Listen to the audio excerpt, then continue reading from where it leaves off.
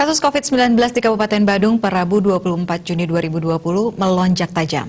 Menurut catatan gugus tugas percepatan penanganan GTPP COVID-19 setempat, terjadi lonjakan hingga 13 kasus.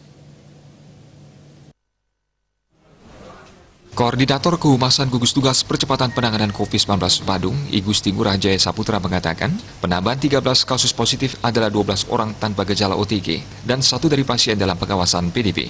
Ia mengatakan 10 diantaranya merupakan warga Darmasaba, 1 warga dari Munggu, dan 1 Angantaka. Sementara PDP merupakan warga dari Dalung. Kasus di Darmasaba merupakan klaster pasar Kubasari karena ada pedagang dari Darmasaba yang menularkan ke keluarganya. Saat ini tracing terus dilaksanakan dan pada 26 Juni 2020 rencananya rapid test massal digelar di klaster itu.